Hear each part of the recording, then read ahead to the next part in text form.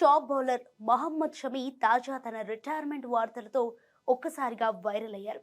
ఈ 35 ఏళ్ల senior fast bowler తన రిటైర్మెంట్ పై వస్తున్న ఊహాగానాలకు తాజాగా తెరదించారు. తనకు ఆటపై విసుగు పుట్టేంత వరకు క్రికెట్ కు వేడుకోలు పలకబోమని స్పష్టం చేశారు. తాజాగా షమి మాట్లాడుతూ తన మనసులోని మాటలను వెల్లడించారు.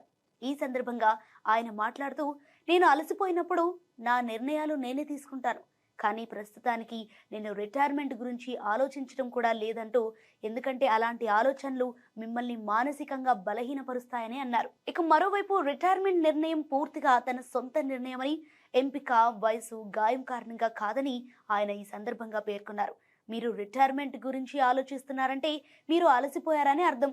మీరు అలసిపోయారంటే మీకు విసుగు పుట్టిందని అర్థం. నేను ఇంతకు ముందే చెప్పాను, ఏ రోజు ఉదయం నిద్ర లేచినప్పుడు నాకు విసుగు అనిపిస్తుందో ఆ రోజు నేను క్రికెట్కు గుడ్ బై చెబుతాను అని కుండ బదులు కొట్టారు.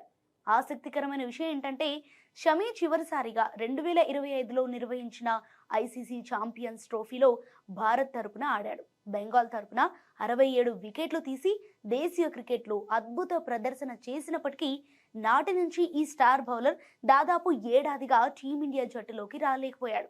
అజిత్ అగర్కర్ నేతృత్వంలోని టీమిండియా సెలెక్షన్ కమిటీ అప్పటి నుంచి అతన్ని జట్టులోకి తీసుకోలేదు. సో ఇక ఈ ఐపీఎల్ 2026లో సన్ రైజర్స్ హైదరాబాద్ నుంచి లక్నో సూపర్ జైంట్స్ కు మారిన షమి ఫ్రాంచైజీ తనపై ఉంచిన నమ్మకానికి తగ్గట్టుగా రాణిస్తానని ఈ స్టార్ బౌలర్ హామీ ఇచ్చాడు.